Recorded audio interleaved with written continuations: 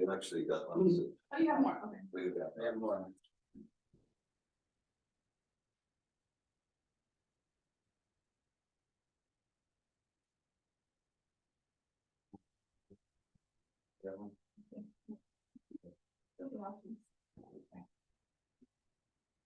Morning, Hare Krishna to everybody. Hare Krishna. We're reading today from Srimad Bhagavatam, third canto, part 1. First chapter, questions by Vidura. We've got. We're on chapter 6, but you can go back to chapter 5. Oh, we're chapter 6, are we? Okay. Which one? Chapter 6, first. But you know, like the last verse of chapter 5 is so full.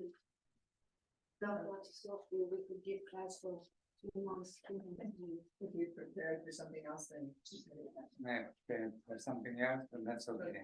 you can do that because this verse is not really. So it's not. Creation of universal form, chapter 6. Yeah, all different. Okay, Later. 1. So, we do the Sanskrit and then Yes, good. the purport and commentary by His Divine Grace A.C. Bhaktivedanta Swami Srila Prabhupada. The verses. Yeah, we're gonna start with Om Namo Bhagavate. Yeah. Text 1. It's a short purport, so we'll see if we should go to another 2 verses. Does it make a difference? If you wanna do more than one verse, Okay. that's fine. Om Namo Bhagavate Vasudevaya.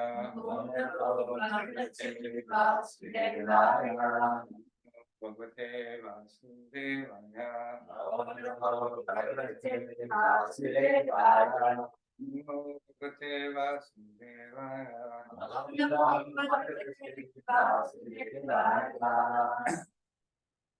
Rishiruvacha.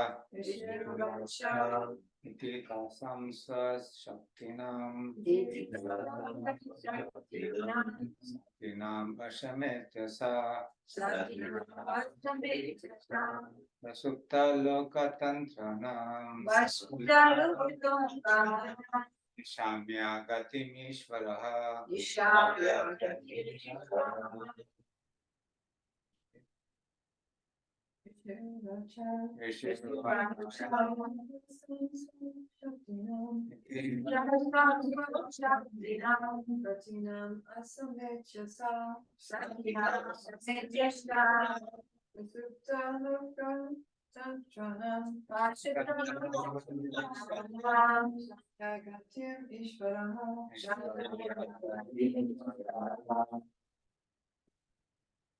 Vishnuvacha. Itita swashaktinam. Satinam asanechasa.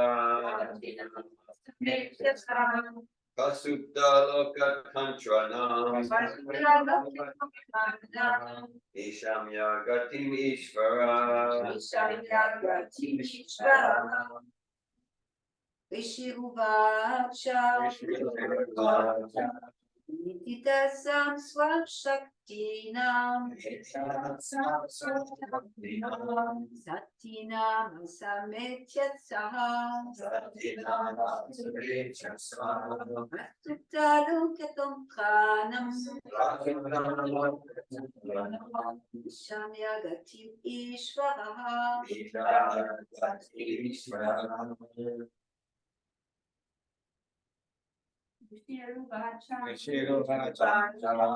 Ittitashtam Shaktinam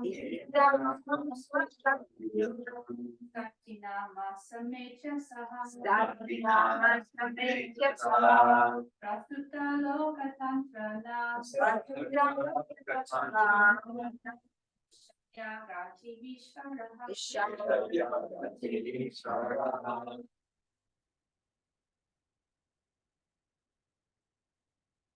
Else from other parts of the planet or universe. Maybe someone online wants to recite the verse. Rishir-uvacha Srivacha Titasam Sashaktinam Satinam Asamityasa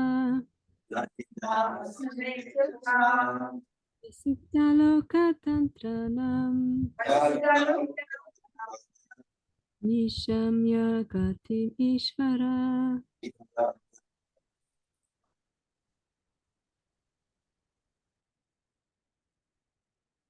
Okay. So word by word translation, word for word.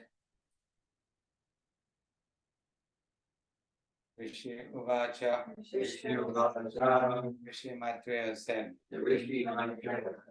Iti, thus, Sasam, there, Swashaktinam, own potency, Satinam, so situated, Asametya, without combination, Sa, He, the Lord, Prasupta, suspended, Lokatantranam, in the universal creations, Nishamya, hearing, Gatim, progress, Ishvaram, Lord.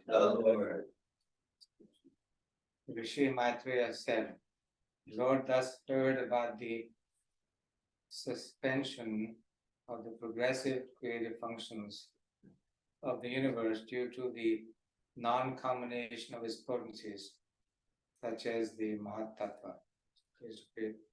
Rishi Maitreya said, the Lord thus heard about the suspension of the progressive creative functions of the universe due to the non-combination of his potencies, such as Mahatattva. Put, there is nothing wanting in the creation of the Lord. All the potencies are there in a dormant state. But unless they are combined by the will of the Lord, nothing can progress. The suspended progressive work of creation can only be revived by the direction of the Lord.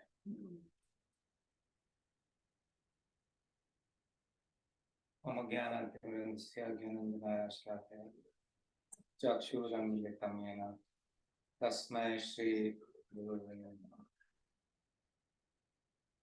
Rishi Maitreya said, the Lord thus heard about the suspension of the progressive creative functions of the universe due to the combination of his potencies, non-combination of his potencies, such as the Mahatattva.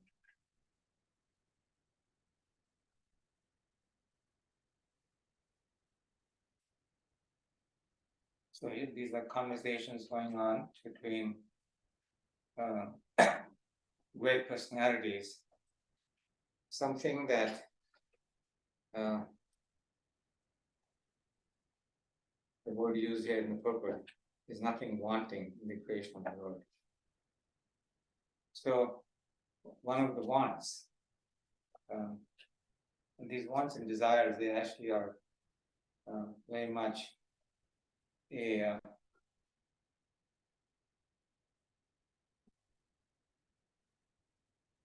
function of each one of us as living entities, as persons, as personalities. For example, this chair does not have any desires or wants, and neither is that cushion or these computers. But the jivas, as soon as there's consciousness, then automatically desires and wants are there. So one of the wants and desires that we all know we have, we want to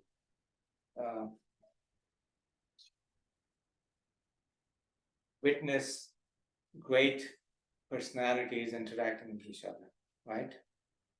We all grew up like that, great, whatever field of interest we may have. We want to witness the stars of those fields interacting with each other. And it's very attractive to us. You've got all these different shows and what are they called?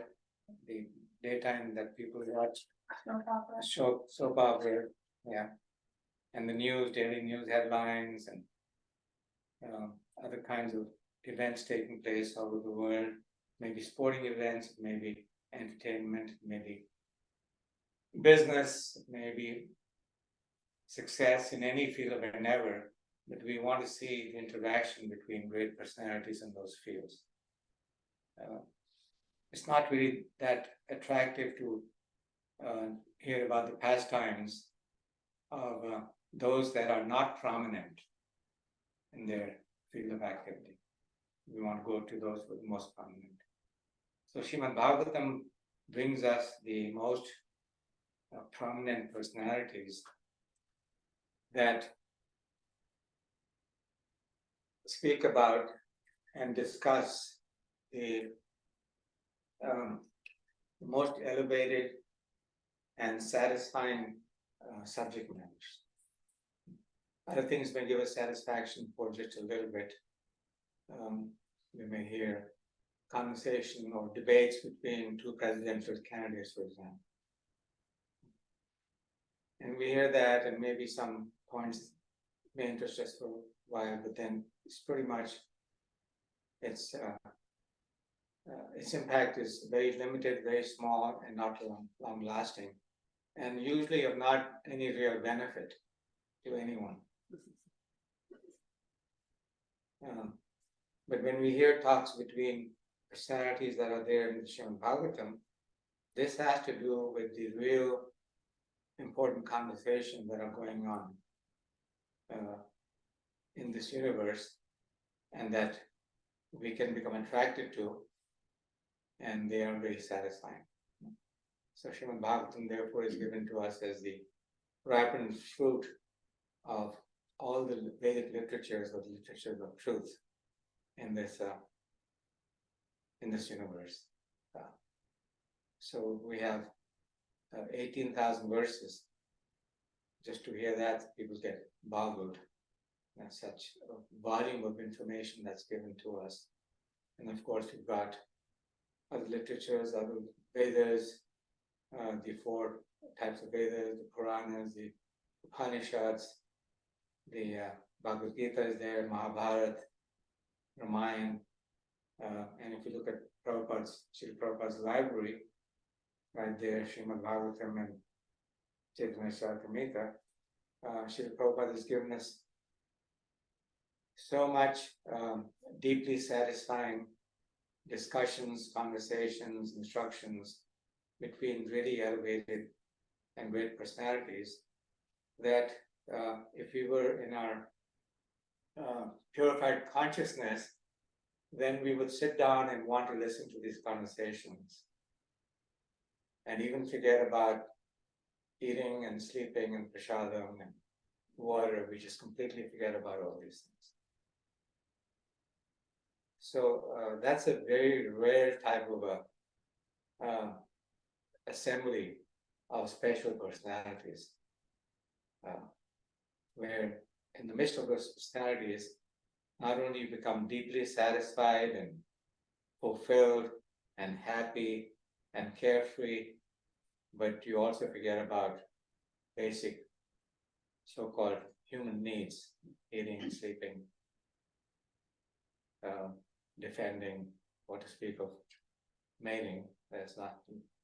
And the example of this is given to us by the personalities by whose grace Srimad Bhagavatam is given to us. And who is that? Srimad Prabhupada and Sukadeva Goswami, and who else? Sukadeva Goswami, And Vyasadeva, and who- Maitreya Rishi, and who else? Vidura, yes. Who else? so many Who got the whole conversation going? now, Sukadeva Goswami, Parikshit Maharaj. Parikshit Maharaj. Yeah. Parikshit Maharaj, he is giving us the example that in the most difficult situation or the most non-difficult situation, Of course, he gives us the example of a difficult situation because he has now been informed that because of a curse, he's got 7 days before he gives up his body. He could have countered that curse, but he doesn't care. He doesn't want to counter the curse because he's interested in the message of Srimad Bhagavatam. So for 7 days and 7 nights, the rishis and sages, they all assemble together. And what is the name of that place where they assemble? Naimisharanya. Anybody's been there? You? So yes, Naimisharanya, it's a beautiful place. It's where the Ganga used to flow. But you go in and there's a gradual slope. And then you come to the top of the slope and then there's a little hill. And on top of the hill, they say, is this beautiful tree under which the Bhagavatam was spoken. So it's on the way from Delhi to Hardwar. There's a little detour and one can go to Naimisharanya. So there Maharaj Parikshit is sitting down and he is beginning to ask Shukadev Goswami, who's the enlightened soul. So you've got this very enlightened but inquisitive student, and you've got this liberated speaker, Shukadev Goswami, and then all the others come from all kinds of corners of the planet, and who knows, from the universe also. It's like Srila Prabhupada used to tell us that many times in the programs that he was discussing and others were listening, that Narada Muni was there,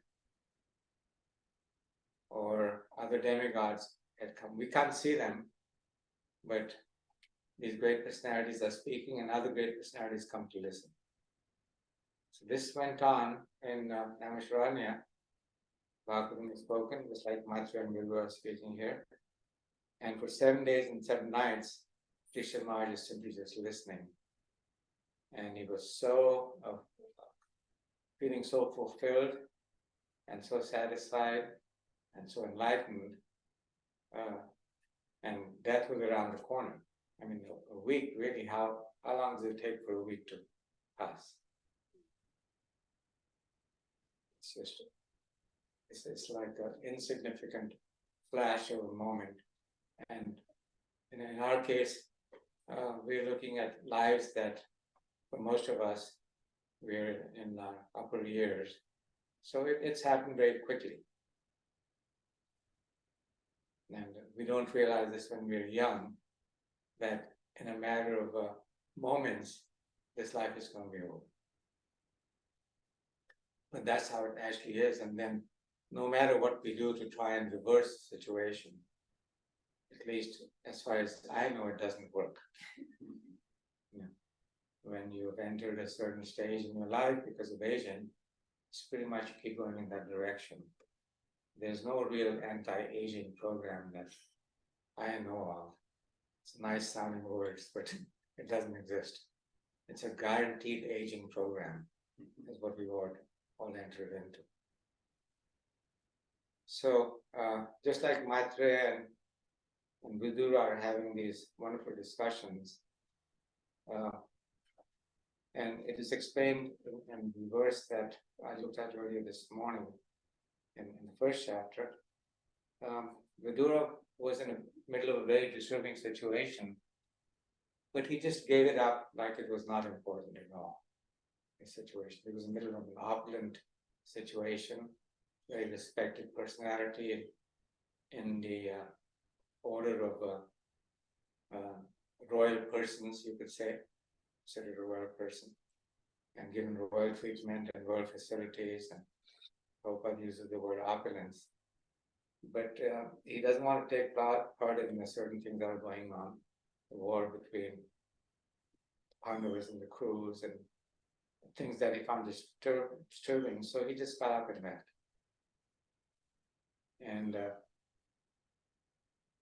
And he left to actually have these very important in wonderful discussions with another great personality, which is Maitreya. So sooner or later, we will get our 1 week's notice also. And we may not even get 1 week. So Prabhupada said, it's no guarantee. It may be 1 second or 1 day or 1 year. We don't know because it's not in our control. Actually, most things in this universe and this world are not in our control. We think they are, but they're not. Especially what Srila Prabhupada has told us countless times. The real problems facing each one of us are the problem that Krishna Maharaj was facing, which was notification of death. So death was there, but along with that, we've got 3 other things that take place as the dying process goes on. Right? There's aging, talked about that, guaranteed aging. There's disease, guaranteed disease. And then there's entering into another womb and suffering for a long period of time in a very difficult situation, and then starting this process over again.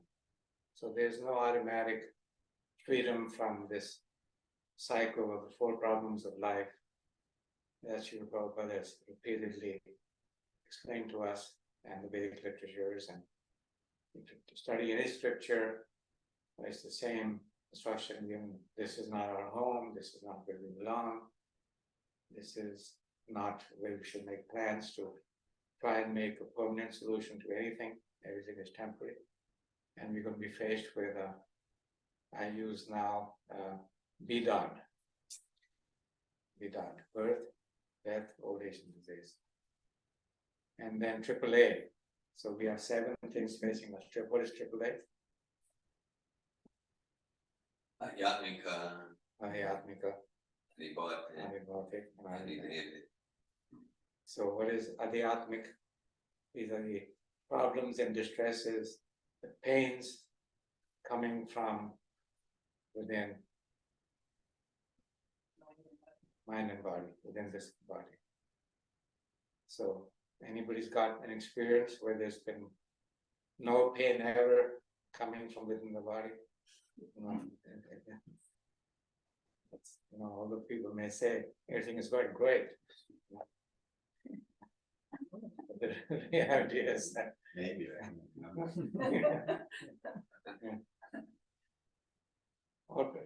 We heard the example even going to the hospital and somebody is not in good shape, a lot of pain, and you ask them how things. Oh, everything's great.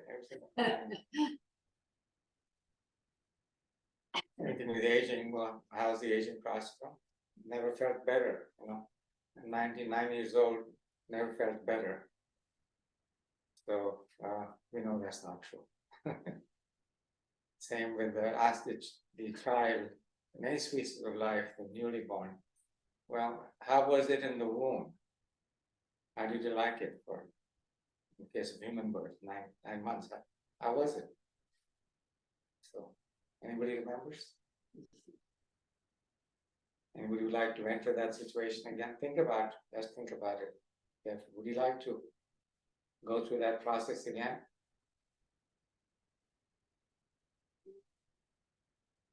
Would you like to do it? Well, none of us would like to have that experience. And AAA, we talked about Adhyatmik, Adibhautik, suffering or pain. I was hearing a class yesterday, Prabhupada talks about pains and pleasures. Because there's gain, loss, there's pains, pleasures, there's happiness, distress, there's all these duality descriptions. But in this case, Srila Prabhupada was talking about pains and pleasures. That we're always faced with these 2 situations. Either we're in a painful situation or we're in a situation that gives us pleasure. In either case, they're temporary. The pains and pleasures coming from outside this body from nature, for example, we can't even control that. The body, we can try and take medication and try and do therapy and treatment and exercise and diet control, and you can try and do so many things to feel better. But miseries coming from nature, we have very limited situation like the storm and some other minor things we can control, which if a tornado comes, there's nothing we can do. Hurricane comes. Earthquake, too hot, too cold, tsunamis, floods, we can go on and on, all different types of miserable situations keep coming, and there's nothing we can do. And then finally from adibhagic, pains coming from other living entities. Like those beginning to speak loudly outside of the football game. That is the football game. It's a football, we're competing with the football game. Okay. Right.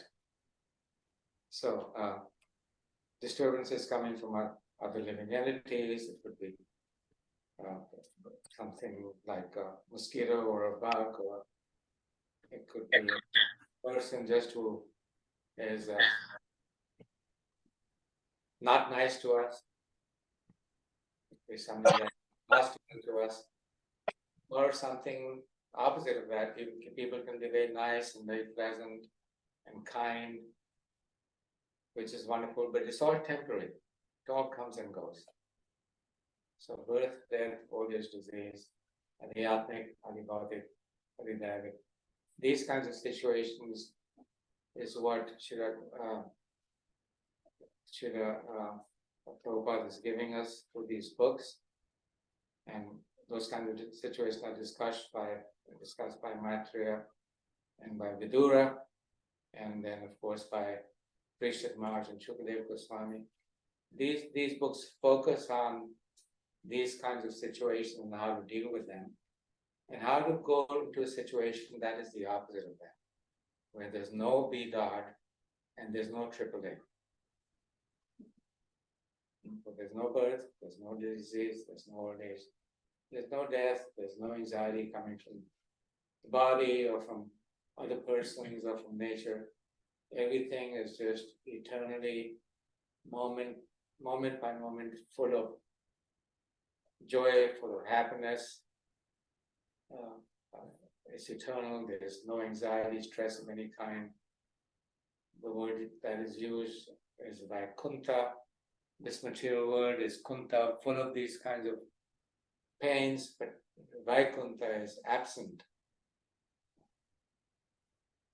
Therefore, even no matter what line of teaching we study, so many teachings have come at different times and places, but the message is to get out of this prison house of birth, death, old age, and disease, and tripling. That's always the message.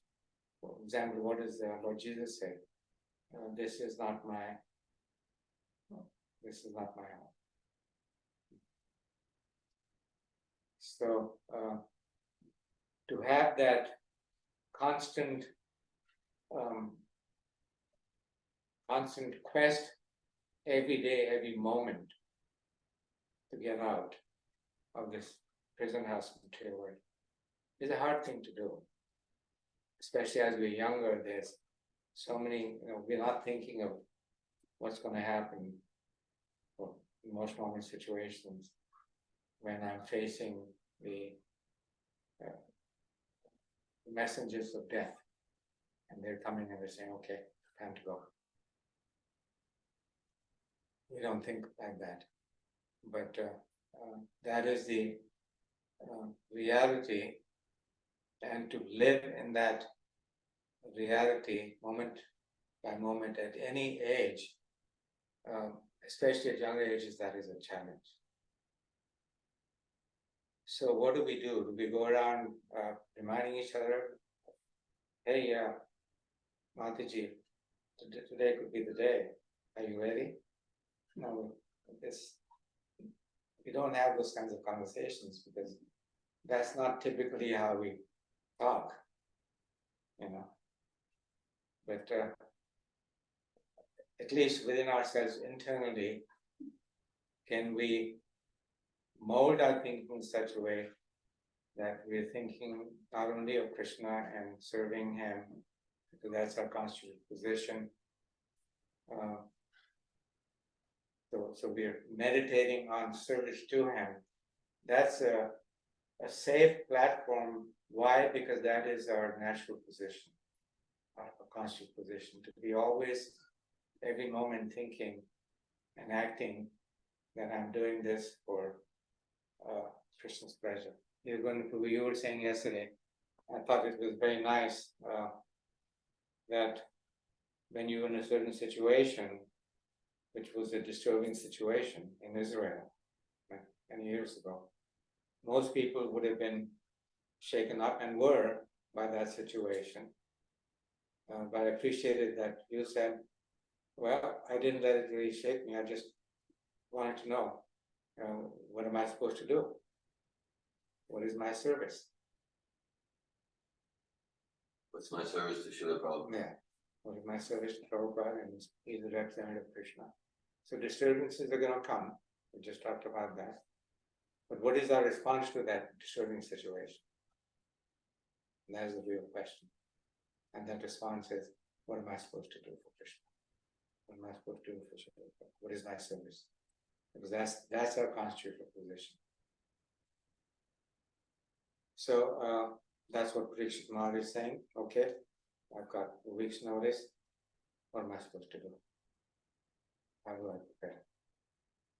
And that's what it's about. And same with this is discussing these conversations between Vidura, Maitreya, Parikshit Maharaj, Sukadeva Goswami, read about the pastimes of so many other great personalities. We read about the creation of the universe, and as we go through these pages, these different conversations keep coming up. But Vidura and Maitreya is a significant portion of the conversations in the Srimad Bhagavatam. It's like Sukadeva Goswami and Parikshit Maharaj. The discussion is always about what is this world about? What is the real purpose of this world? What is the real purpose of life?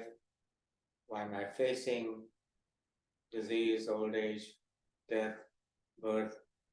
Why am I facing the three types of miseries? And how do I deal with all of this? And what is, as you said, what is my role? What is my duty? What is my service? So this message is the most essential message for each one of us that has taken this human form of life, and how to share this message in a way that others can benefit.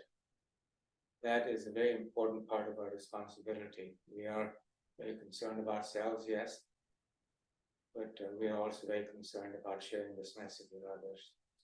So therefore we have all these books and all these programs and functions, and now we have this technology, and we're trying to absorb this into our own lives and make this part of our reality.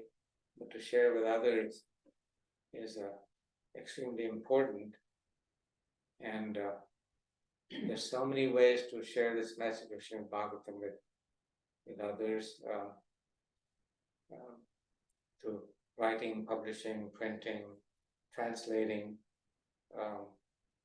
and then making these books available in different forums and arrangements, or just meeting people in public places and offering them these books. And then, of course, the background of these books is a process that quickly helps us understand the subject matter, because these books, for some people, are very hard to understand. It's not. They get these books and they're very hard to understand. So that means the consciousness is toxic. So how do we help them detoxify so they can understand these books? Same thing that we have to do ourselves. Take prasadam, associate with devotees, chant the holy names of God. No difference between these divine mantras and the Lord Himself. And then the message of Srimad Bhagavatam becomes more understandable and more relishable and very sweet, to the point, just like Maharaj Parikshit. We don't want to step away from anything that interferes with hearing the message of Srimad Bhagavatam. We just want to hear. And everything else becomes a distraction and disturbance, actually, which was the situation with Maharaj Parikshit. The example is there. And what does Srila Prabhupada say about his own writings? That his purpose for his, what is the expression? His personal devotional ecstasy. Yeah, devotional ecstasies. Sweetest part of his daily activities was Srimad Bhagavatam and reading, translating, giving us the purpose. So, fortunately, part of the process that we've been given as followers of Srila Prabhupada is to study from Srimad Bhagavatam on a daily basis. And that's what we're doing now. So, comments, questions, what is the discussion? How much time do we have? What time, if you want to open up for questions and discussion? And what time is it? Right, it's 17 before 9, so generally we go till 9:30. Okay, so we've got we got abundance of time. good. So we have done abundance of nice persons who are, I'm sure, happy to help us with this discussion and share their realizations. So I see a number of names here, and there's a few of us in this room. Who we have on Anandini, I've heard. Anandini, Lakshmi Priya. Hi, go everyone. Lots of Hare Krishna. Yeah. There's a dozen online here. So you're opening up for questions and sharing and comments. Questions, sharing, comments. Yeah.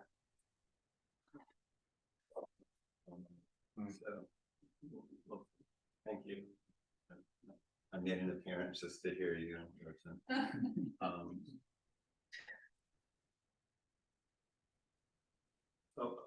Some of my pondering this morning as I've been listening has been about the area you were discussing, the different, disturbances, the adiatmics, or exotics, whatever. And so I just started questioning sort of what is a disturbance really? What is so we say, oh, well, disturbance is this thing or that thing, but how much of it is dependent upon our own choice or our own reaction or our perceptions that it's a disturbance? I mean, there seems to be something really like the big like we play a big part in determining whether it's even actually a disturbance or not. So it's like there's the reality, there's something that's happening. Maybe it's a mosquito, maybe it's something that somebody says. But maybe a little like, if there's a disturbance in the forest that nobody notices it, is there really a disturbance? And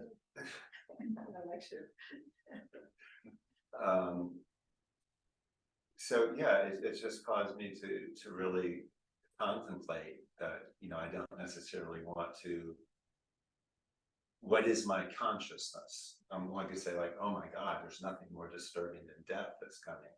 But to somebody else, they could be welcoming death for various reasons, whether it's relief from something else they determine as an experience, or they're just really, it's not like a bad thing, you know, Krishna comes as death, it's Krishna for them, you know, like, yay, it's another part of the journey. And so, yeah, I was just really,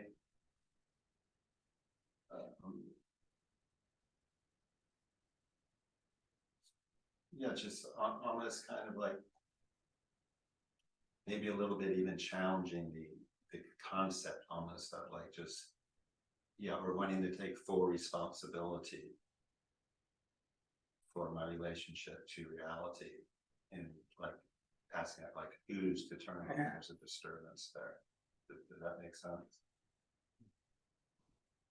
Yeah. You know, I'm sure there's all kinds of responses. Would somebody else like to respond to that? I don't know if it's a response to it, but it's maybe adding to it. I've been involved in doing some men's work, and they're really helping men like get out of victim consciousness and step into responsibility consciousness, and also seeing like everything that looks like disturbances is actually a gift, like taking on that perspective, like being open to that perspective. And when we're like, I'm thinking in Krishna consciousness, like everything we're experiencing is from Krishna, and it is Krishna's like energy, and Krishna's like just giving us the gifts so that we can return to him. So it's like you were speaking to, like if an individual is coming from a place of, you know, everything, I'm victimized, and you know, I could identify with that most of my life, you know, and even my relationship to God, like God's punishing me, you know, taking on a different perspective, like everything that I've been experiencing is actually gifts from God, has like opened me up and kind of given me this place of, like you were saying, taking responsibility for my experience, and then also getting a different perspective that, you know, this is actually a gift, changed my experience of disturbances like you were speaking to. So that's, you know, kind of, I don't know, I just want to kind of show a little bit of kind of what I've been experiencing recently with, and it's really helped me actually, like I'm feeling more love and attraction toward Krishna, because I'm not feeling victimized by Krishna anymore. It's more like, you know, it's like, oh wow, like I wouldn't be even here, like listening to this message this morning without what looked like the disturbances that I had in my past, or the traumas or whatever. You know, I'm really seeing like that was a gift to get me here, so I can return to, like you were speaking to, our eternal position as, you know, servants to Krishna, and that loving relationship with Krishna. And that's I was kind of speaking to like this idea of, like, you started your share with speaking to wants and desires that the jiva souls have. And I'm like wondering, like, if we're fully aligned, like, you know, if we're fully aligned with our constitutional position, would we still have that wants and I guess our wants and desires turn into what you were saying, like, how can I serve Krishna? How can I serve Srila Prabhupada? So it's like taking that natural, like, quality of the spirit, of the soul, and really like aligning to, or using that quality to, like, instead of like these temporary, you know, things, putting our wants and desires there, putting our wants and desires to serving Srila Prabhupada, serving Krishna, like that's the fulfillment of the soul. I feel like I'm maybe going off in a different direction, but anyway, that's what I got out of your share this morning, was really seeing like how much of our life, we can get into disturbances, my experience, and I won't speak for Damayanti, but I could see our family life. When we get caught up into like all our disturbances, I feel like we're turning away from like our eternal, I'm turning away from my eternal position and relationship. And so, yeah, so, because I can see disturbances in family life too. Anyway, thank you. You're Hare in Krishna. trouble. You left the class. I just saw online, someone identified as iPhone 105, flashed a heart in response to your sharing. I'm just curious, who is iPhone 105? If you want to identify yourself, you don't need You'll to. have to hit *6 to unmute if they're on the phone. Okay, and too complicated. Anyhow, iPhone 105 put a big heart and was appreciating your sharing. *6 will unmute you if you want to identify this. I appreciate it. Yeah, so I just wanted to say, anyway, I felt like you totally got what I was saying. And yeah, I mean, I think it's really important to remember. It's like even in Buddhism, there's sort of like for the first principle, it's like they're suffering, you know, that relates to the disturbance. But it's sort of like, well, here's Srimad Bhagavatam, there's suffering and their disturbances. We'll end it there. That's the end of Vaishnava philosophy. It's not. It's just, it's more like, are you relating to this? It's just sort of like a starting point of just being authentic with your experience. So begin to hear from this place. And can you at least acknowledge, and that may not even register for some people. I mean, if you go to Goloka Vrindavan somehow, and they're like, What are they talking about? you know, in a way, that type of stuff. It's always the. I guess I'm seeing this discussion, and I saw your comment intricately related to the discussion. Like, I think it's as a theme, if not the core theme of Bhagavad Gita, and followed up with Srimad Bhagavatam, right? That Ambupecha Dukantia, Dukalayam Shashvatam. So it's a place of disturbances, threefold miseries, fourfold miseries, eating, sleeping, mating, defending, cheating. We need, and we need more acronyms like that. Cheating, limitations, mistakes, and illusion. Okay, so all sorts of disturbances. And then the whole thing is like, okay, to cultivate that consciousness, that transformation of the quality of our desire, so that we're less and less disturbed by the disturbances, to the point where the disturbances, well-known verse from Bhagavatam, the full devotional consciousness, the soul in full devotional consciousness, the disturbances are, they're blessings. Tatenu kampam susamik shamano bhujana evatma pritam vipakam vidvagva porbir vitadan namaste jivetiyo mukti pade sadayabak. That the devotional, like, especially when things don't go according to the script with fitness and with other people and with calamities, then like the devotional. So Queen Kunti is the archetype example of that. Is just like, it just deepens my enthusiasm to realize who I am as spirit, soul, as servant of Krishna, and that's the bliss. So the disturbances, so-called disturbances, become an impetus to deeper bliss.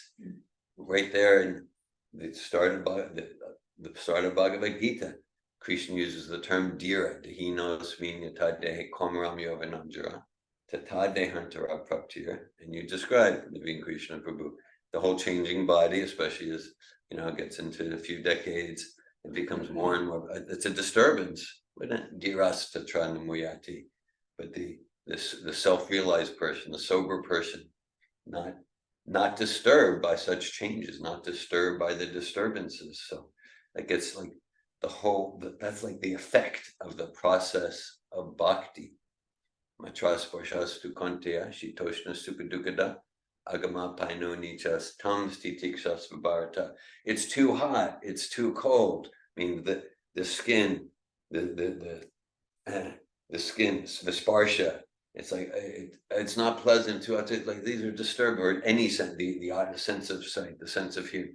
I don't like the sound of the chatter outside. So there's disturbances for all the senses and the mind and the material ego, and then that's it.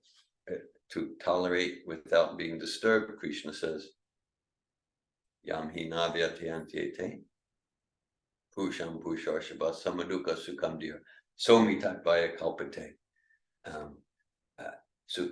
Samasuka sukham dira, again the dira, right? So that in happiness and distress can be disturbing, and as you indicate in your class, when materially things are really happy, that's also a disturbance, because then I get distracted, I become complacent. So Krishna says the one who's dear, one who's not disturbed by the disturbances, happiness and distress materially, so that's liberation. Hare Krishna. I was thinking that it's disturbances come because you want to control, we want to control, we have an idea of how things should be. And if they don't fit into that idea, then it becomes a disturbance. Yeah. So it's again a matter of letting go of that mentality of controlling, which I don't have, but it's something to strive for. But also, I was just thinking that we were reading recently about pure devotee is not disturbed in any situation, but he does see everything as an opportunity to deepen his relationship with Krishna and deepen his service to Krishna in some way or the next. So it's something that very hard to relate to in certain situations. And as you were saying, that the Bhagavatam is full of these kinds of stories of all the so-called suffering of different personalities, and they're so disturbing that we can't even relate to them actually in so many ways. We're reading the Srimad Bhagavatam, Canto 9 now, and just finished the story of Jamadagni and Parshuram. And these are very far out stories. Yeah, In the so cancer. far, These are right? very.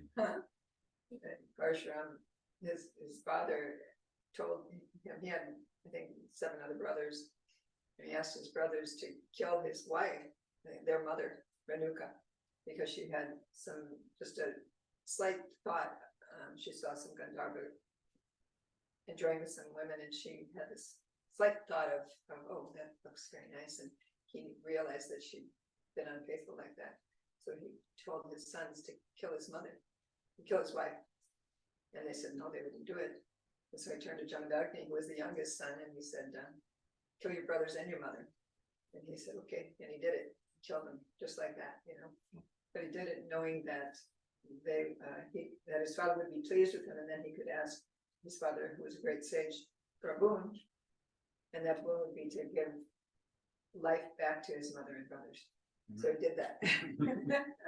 So anyway, so all these stories that we can't really relate to, but they're so disturbing, that but still they're there to give us, like you're saying, to give us examples of how people do react and get through things. And that there's things that are much more disturbing than we're experiencing. So if we can learn to tolerate, saying what Krishna says in Bhagavad Gita, and know on the other side that there's something more, and that's the only thing that pulls us through, isn't it? That we have the holy name to chant, we have this wonderful Brahma Muhurta hours to get up and chant, and it's so exciting, and festivals and coming together. So on that side, we have something blissful to look forward to and to hang on to. And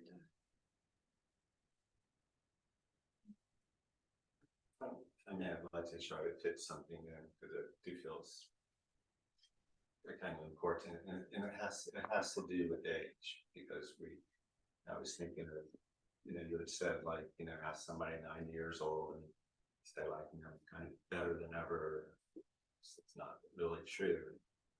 It could just be a total act. I mean, if they're laying there in the hospital suffering and they're just saying that. But I do think about it being in early old age, and what is this? And so it's like, well, I guess if you're on the bodily platform and wanting to gratify senses, old age can be a really horrible thing. It can be having one's consciousness on the bodily platform. At the same time, in having the view of what's, it's like, I can really see old age as an incredible blessing. Mm. So it's, one's on the bodily platform, you're just going to be one of those people like, oh yeah, there's always something that hurts every day. And it's like, you see that like the people get together and they just talk. And all right, well, that's one thing, but there is this where I think there is a truth. Like I've never felt better.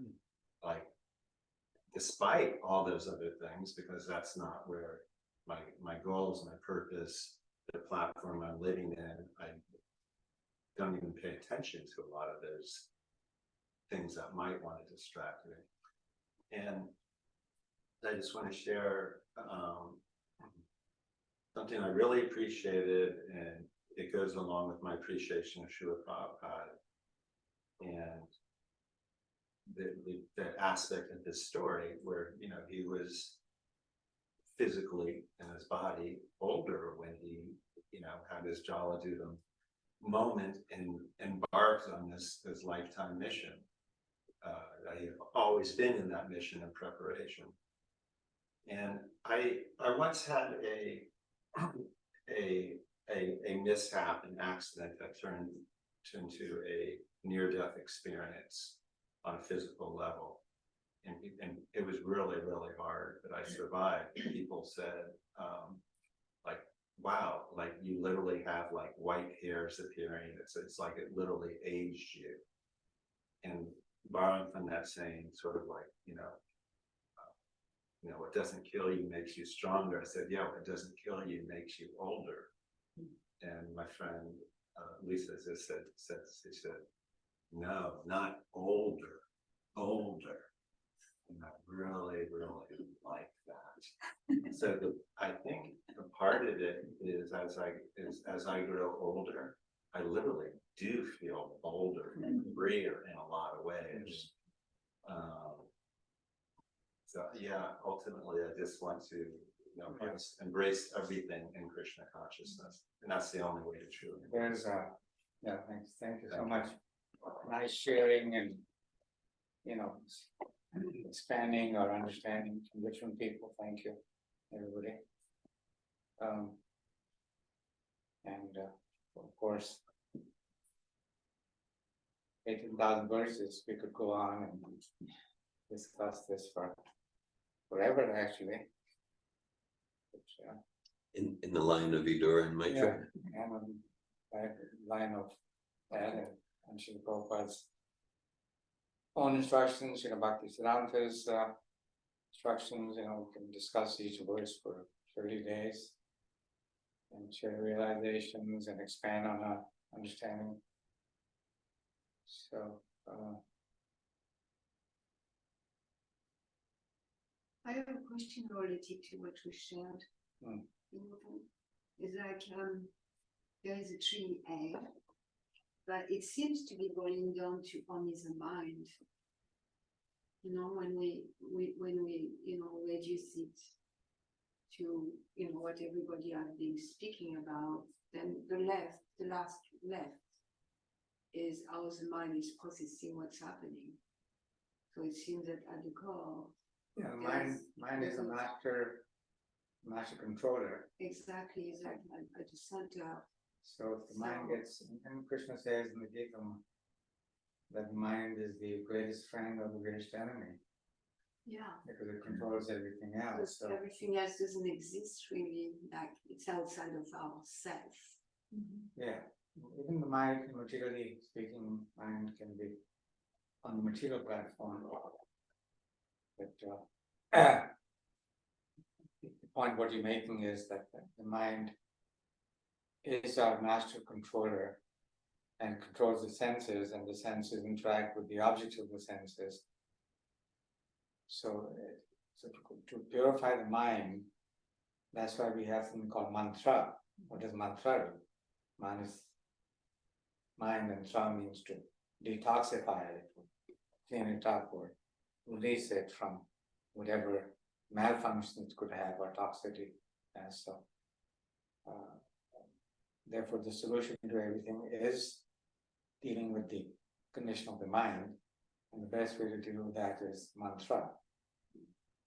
So we're advised in this age of Kali to always be chanting, always be chanting the Maha Mantra, and that no matter the situations, as you were describing, Prabhu, or both of you, or yourself, or always the solution goes to, and Prabhupada would say that, just chant. Use the solution for whatever situation you have as mantra. And he showed us by example, and we are embracing this ourselves more and more, just always the beads are there, or even if they're not there, the chanting is going on, the mantra is going on. And it comes to the point where no matter what we're doing, it may be the kids, it may be conversations, it may be driving, it may be in the hospital, it may, whatever, somehow the mantra is just going on. We just don't forget Krishna anymore. So then that balances out and is a solution for any kind of situation that we could call disturbance. At least one track. Mm. The mind has so many tracks, Yeah. but one track can still the holiness. Yeah. I appreciate very much that connection between purifying the mind and mantra. Yeah. I noticed that Anandini has her hand up. I think Andy wanted to. Yeah. Go ahead.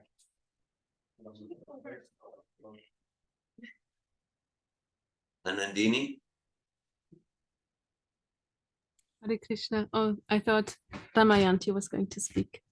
So, no. Okay. So thank you, Naveen Prabhu, for your class. I really appreciated what you shared and also the discussion. And I'm thinking about something, and I would like to share and then hear your experience or insights or of others here. And it's I shared a few times before. I'm reading a book and I'm really fascinated by it, and it's about a scientist, an American scientist who goes to Cyprus to meet with a Christian monk from Mount Athos in Greece. And Mount Athos, like, it's described that the first followers of Lord Jesus Christ, they went to Mount Athos because it was very protected, and it remained very protected.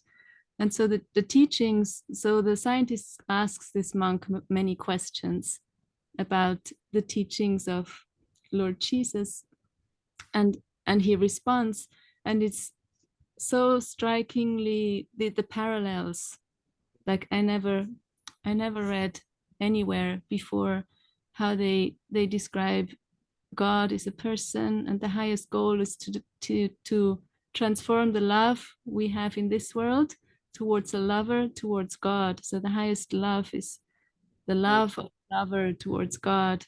And so it's very special. And the last thing I read yesterday evening, the scientist asked this monk, how can you recognize a saint? How can you recognize someone is a saint?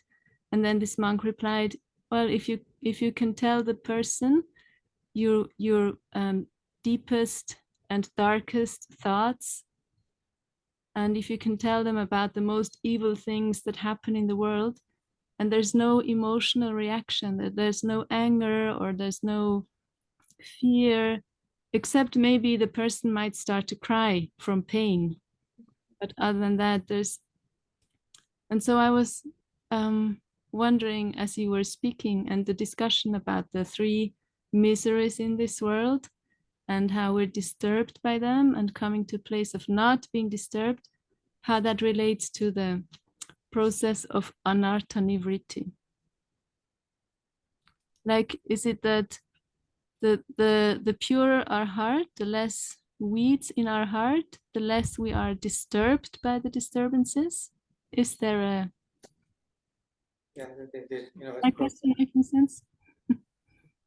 we have also heard at different times from Srila Prabhupada that when we take up this process of detoxification and purification, and especially when we make vows and commitments, and to the point of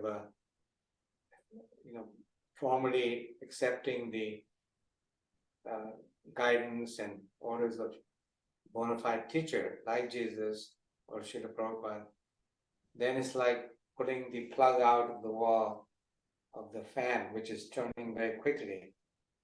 And then we pull the plug out and the fan slows down and slows down more, and then it stops turning. So the fan turning at high speed is like a lot of disturbances coming all the time.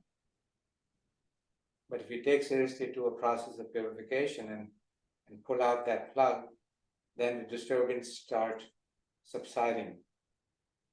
And you're right, at that certain point in time, those disturbances and other members of our gathering today, they're explaining that we can rise above these disturbances. So can is similar to it just happens. We're just situated in a place where this disturbance is not felt. It's just not felt, whether it's Adhyatmic, Adhyadhyamic, or Adhyatmic, or BDOD. We just don't feel it anymore because we're existing in a very purified state of consciousness. And we see that in Prabhupada's own situation also. Towards the last few months, very disturbing, bodily wise, mental wise, but he was totally undisturbed by the situation. See his videos about his last few days, his body is down to 80 pounds. And, other situations that would be considered very disturbing, but he's totally unaffected because he's not connecting with those disturbances anymore. So would you say like the anarthas, they are part of the threefold miseries? Yes. Uh-huh. The anarthas are the unwanted things.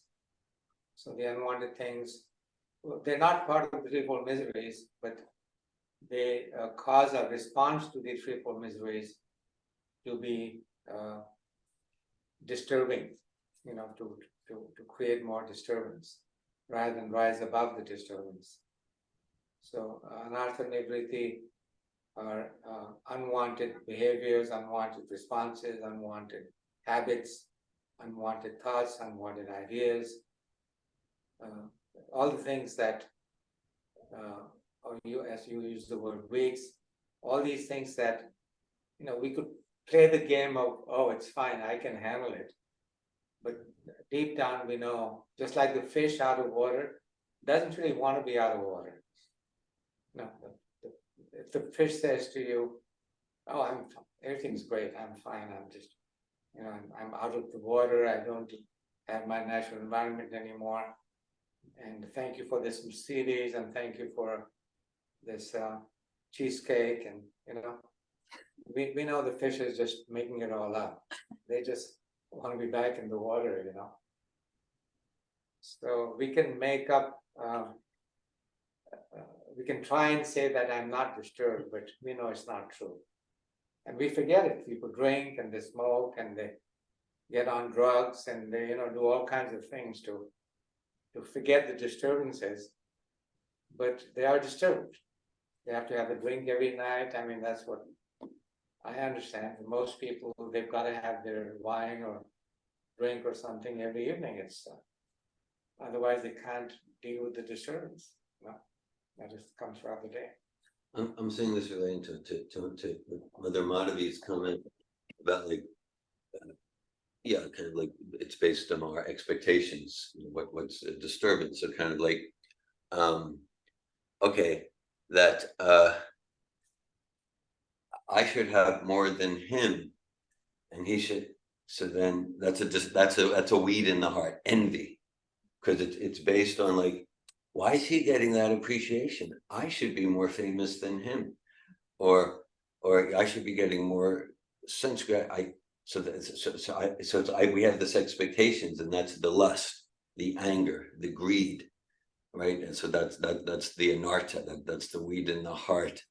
And so because it would be too painful to see the truth about myself, so I'll keep myself in deception, and the jealousy. It's just like, no, the world should be different. I'm not expecting the Om.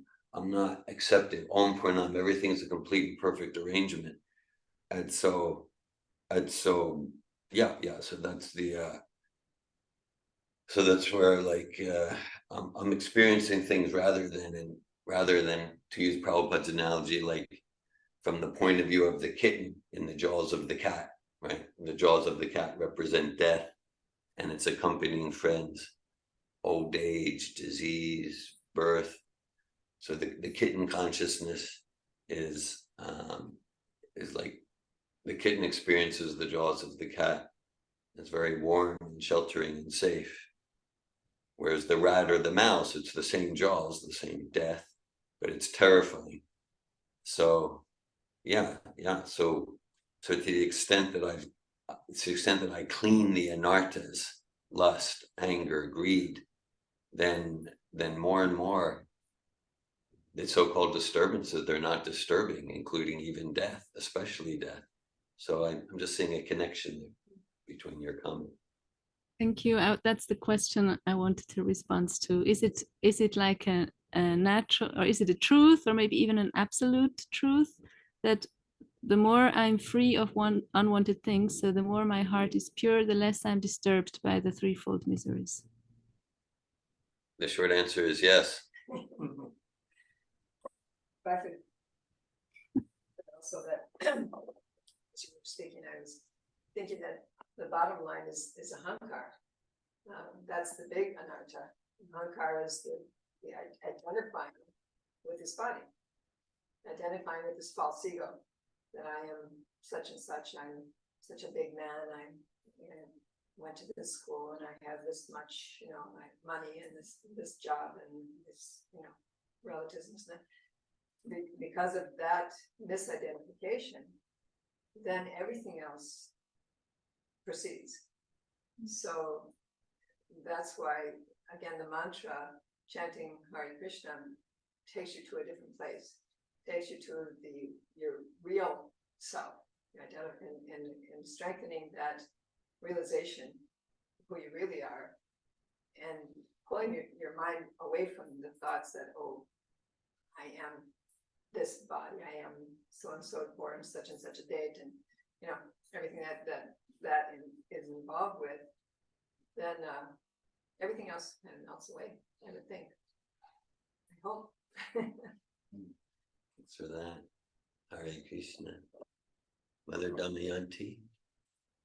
Hare Krishna, thank you for the class. I'm meditating a lot, listening to this class on what's happening in our home, as Guru shared. I don't know why, but I think maybe because it's like midlife crisis, or like our kids are like in middle childhood crisis. All those things. 11 and 13-year-olds and soon mid-40s. It's like in the astrology right now, the last few weeks, I'm trying to like blame something else besides narratives and I don't know, lust, anger, greed. I don't know, just some combination. It's like we're all disturbed by each other a lot, and that's what's happening. So, yeah, it's just like, and it's like I think we maybe have solved something, but then someone else come up with something, and then we all have to deal with that. It's like, and last night, I'm trying to respond. My responses aren't very much if I have a controlling response or an ignore, if I'm like, going passive or aggressive or Rajas or Thomas, I'm trying to respond. But last night I was like, oh, I just want to do this kirtan. Like everyone was sitting down for dinner, but I wanted to do kirtan. So I just played the harmonium and sang for a little while. And it felt so good. And I think everyone was quiet, not arguing or something. And I came to the table and I was like, what if all of our problems could be solved by getting really into Krishna consciousness, or like serving. I didn't say Krishna consciousness, we could do kirtan, we could do, have prashad, we could read, we could hear from Prabhupada, we could just think of things, how to serve Krishna. What if we just forgot about all these problems and just focused on serving Krishna? Would we be happier? And my son, Nieto, who was sitting across from me, like during while I was having that moment, that thought, his eyes like perked up and was like, took it seriously. And I was like, and then Cipriani like a gel thing. And then anyway, Leto, I was like, Leto, what do you think? And he's like, I don't know. And when he met, and I know what he meant was like, that's probably a good idea. Because he's like intelligent and he knows right from wrong. And if he finds out something's right or wrong, it hits him. I think he knows, And then I wondered during this class, like, could we just abandon personality and conflict, interpersonal conflict, and just like switch, like change the track and just go down another road and like kind of like just lessen the paying attention? Because I want to be conscious. I want to face the truth. Like if something is hurting in the soul of a family member, like we could bring it up, but it just goes on. Like facing how we feel and think and feel and think. It just goes on and on. I don't even want to hear it anymore. I don't care anymore. Even from my own, it's like, who cares? Like, you're really, So I wonder, can we just like abandon the whole story, the character, the feelings, the thoughts, and just like switch? Or is that denial? I don't want to just be like putting on a spiritual facade. That's not, I wouldn't want to do that. I wonder. Well, I think, my thoughts are that, switch going towards Krishna is always the switch we're looking for. And turning away from things that are not pleasing to Krishna, that is also part of the switch. But the switch, the complicated switch is not just like that. The switching process, it's more like a switching process. And that switching process changes from situation to situation. So it's almost like an algorithm that you have to put into place, and you have to just adjust that algorithm for every situation. But it is a switch.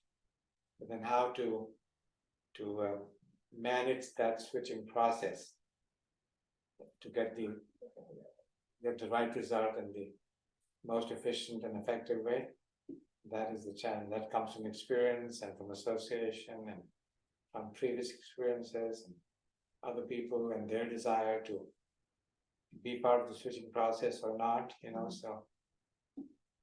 But there's every moment that switching process is actually taking place. From morning to night, we're always trying to switch towards Krishna, towards the right thing, towards goodness, towards, things that are going to be beneficial. Prabhupada talks about having, I'm thinking more and more about this, how to have good thoughts for everybody at all the time. Even those who somebody would think, no, they don't deserve any good thoughts, they well wishes, but how to make that connection between anything that happens in our lives towards generating more good wishes, more good thoughts, more beneficial thoughts, needs towards everybody. So. I was thinking as a parent, of course, responsibility is to all help your family, your children especially, come to a better stage of consciousness, And I think that's why Srila Prabhupada gave us sadhana it's so important in our family as well. You know, it's something that we struggled with our boys when they got to be that age, you know. And of course, the morning program probably is just gonna be you, you and your husband, you know. But in the evening, at least, if you can, you know, institute an evening kirtan together, kirtan and reading, you know, this, hey, this is what we're gonna do, we're gonna start doing this. And it'll be difficult at first, because anything new is difficult, especially if it's, you know, something that they don't wanna do, they think they don't wanna do. But as you do it, even if they don't participate initially, you know, even if they don't participate at all, they'll still hear it. You know, and it will have an effect. So, and it'll have a purifying effect, and some of those problems will go away. You know, just naturally, they'll go away. And like you're saying, if you put your emphasis, your focus on the spiritual side of things, then a lot of things will just fall away. I appreciate your emphasis. It is a switch. It's a switching process. Because it's switched like easy, no problem. There's a well-known lecture in Australia. Prabhupada was asked, how long to be complete? And Prabhupada said, one moment you can be completely Krishna conscious. So it's just a switch. At the same time, as Krishna says in Bhagavad Gita, for most all of us, it's gradually, step by step, to whittle away at the false ego, and so like Prabhupada gave us that sadhana, so that each day we're more and more dedicated to the process of flicking that switch. I see, oh, okay, we had a hand up from iPhone, but I don't know. Okay, so iPhone wrote, I'm so glad to be a part of this association. I love the conversation, community, and love. Hare Krishna. I don't know who it is, but they are appreciative. They're a part of it. Yeah. You probably do know them. It's actually 105 for me. Yeah, probably. That's it. David Das or Das. Okay, thank you. Srimad Bhagavatam ki, Jai. Srila Prabhupada ki, Right. Hare Krishna.